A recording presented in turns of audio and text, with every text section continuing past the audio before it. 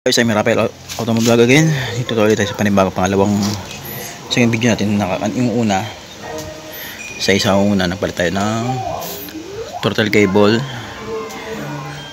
air filter, spark plug. Nagpalit tayo.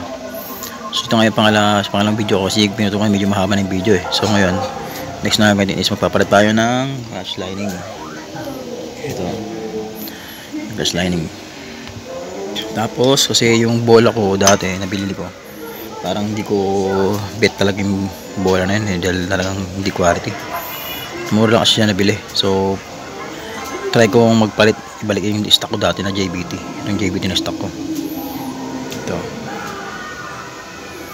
Yun, JBT na stock. JBT made in Taiwan.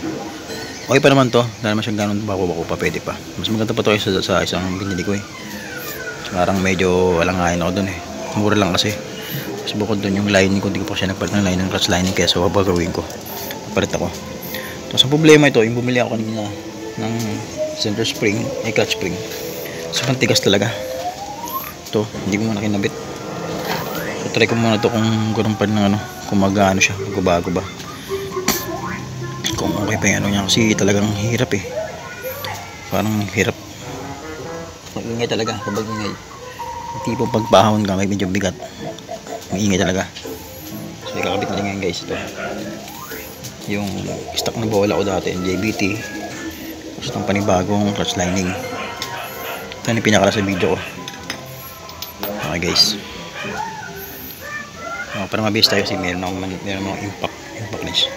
Para mabilis tayo. Ipapahit ko na sa inyo.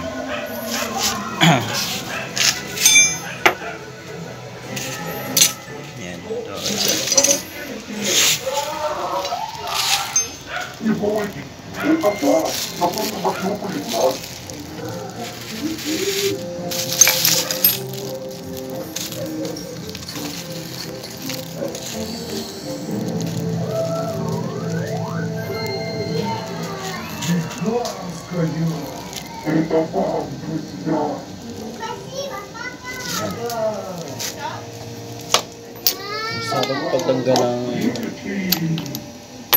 ito kailangan 24 guys na sakit para sa nut ng clutch spring.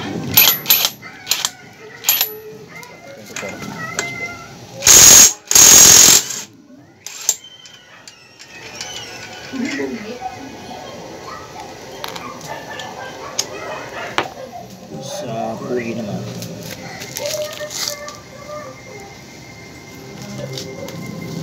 Ito sa pulley 17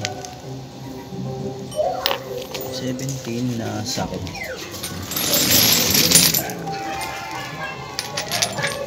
Sila na nagtimpla kanina ng kape na panguli. Niluluyan niyo. 17 na sakit.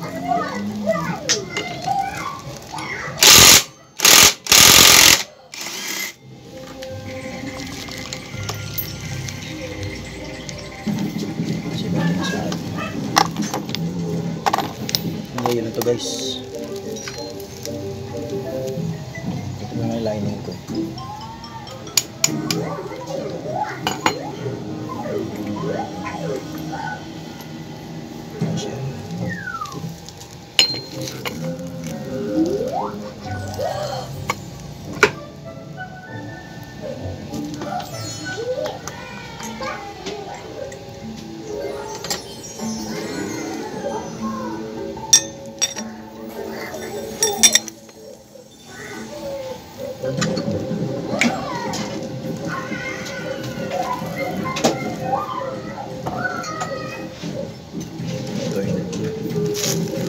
Clutch lining natin dito. Para naman dito is 41 na sakit.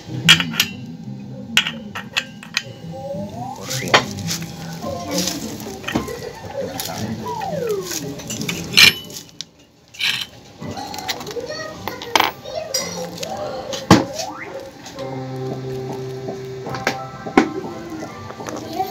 Tapos lalagyan extension.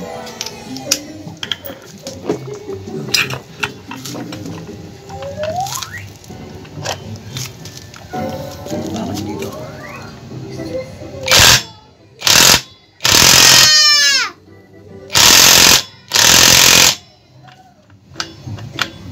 Hindi siya.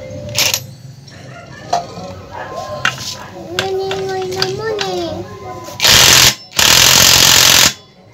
Ay!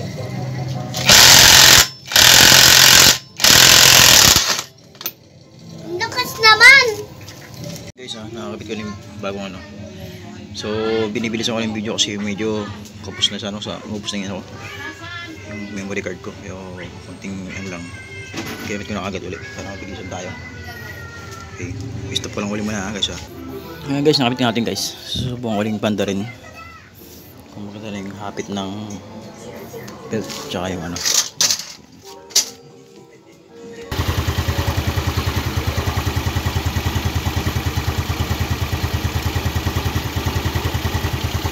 Teka lang.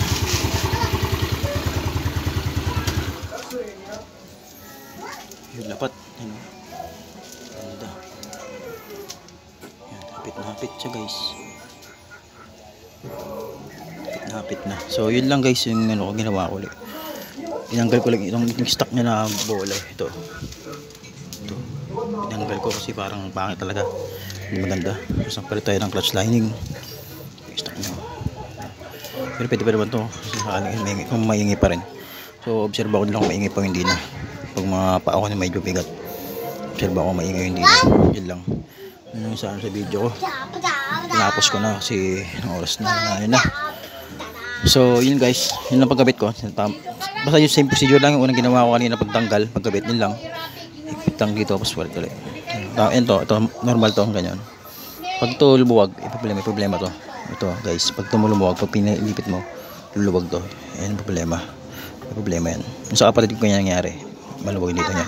So sira kasi yung male ano niya, short drive. Ayan ito. Tapos na. Ayan. So yun guys, thank you for watching guys. Ito yung last video ko sa pagpalit ko ng bola at ng clutch lining. So sana may matutunan ko kayo panibago sa video ko. So follow, share na lang guys and subscribe my channel, Rafael Automa Vlog.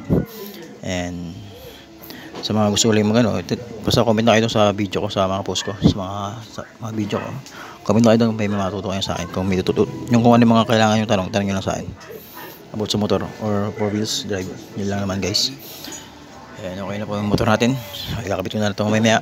Salamat sa pamanood ng video. And that was all.